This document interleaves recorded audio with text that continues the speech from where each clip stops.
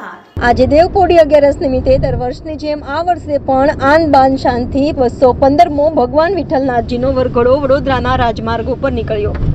શ્રીમંત મહારાજા ગાયકવાડ દેવસ્થાન ટ્રસ્ટ દ્વારા સંચાલિત શ્રી વિઠ્ઠલનાથજી મંદિરે રાજવી પરિવાર દ્વારા ભગવાન વિઠ્ઠલનાથજીની આરતી કરવામાં આવી હતી। આજે દેવપોઢી 11 નિમિત્તે દર વર્ષની જેમ આ વર્ષે પણ ભગવાન વિઠ્ઠલનાથજીનો વરઘોડો વડોદરાના રાજમાર્ગો પર નીકળ્યો હતો।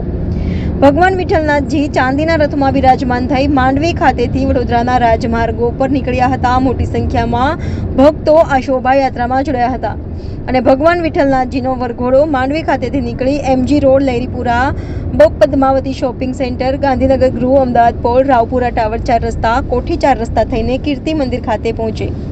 ભગવાન વિઠ્ઠલનાથજીના હર હર મિલન થશે, ત્યારબાદ ભગવાન વિઠ્ઠલનાથજીનો વરઘોડો બપોરે નિજ મંદિરે પરત ફરશે। આજે દેવપોઢી એકાદશી નિમિત્તે ભગવાન શ્રી વિઠ્ઠલનાથજીનો વરઘોડો ગાયકવાડ પરિવારના પૂજન અર્ચન બાદ શહેરના રાજમાર્ગો ઉપર ભક્તોને દર્શન આપવા માટે નીકળ્યો છે।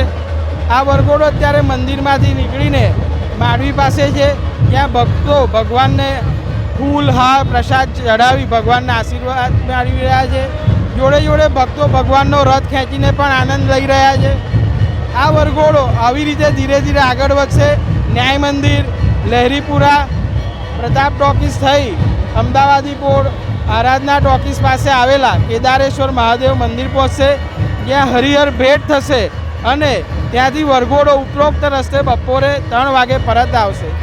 આ વર્ષે 2 તહેવાર ભેગા હોવાને કારણે દેવસ્થાન ટ્રસ્ટ અને વિઠ્ઠલ મંદિર પરિવારે પોલીસ વિભાગની વિનંતીને માન આપી ને વરઘોડો 2 કલાક વહેલો લાવવા માટેનો નિર્ણય કરેલો છે। એના પછી વિઠ્ઠલનાથજી ભગવાન આ વડોદરા શહેરના નગરજનોને આશીર્વાદ આપવા માટે નીકળે છે।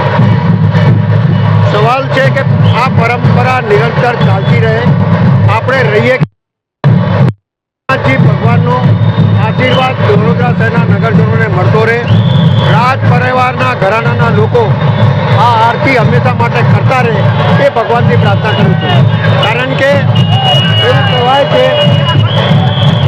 કહેવાય છે કે વડોદરા શહેરમાં પરંપરાગત રીતે નીકળતો ભગવાન શ્રી વિઠ્ઠલનાથજીનો વરઘોડો આજે 215મો વરઘોડો આજે દેવ શયની એકાદશી એટલે કે દેવપોઢી એકાદશી નિમિત્તે આ વરઘોડો વર્ષોથી મહારાજા શાહજીરાવ લોકો તમામ ભાવિ ભક્તોને દર્શન આપવા નીકળશે।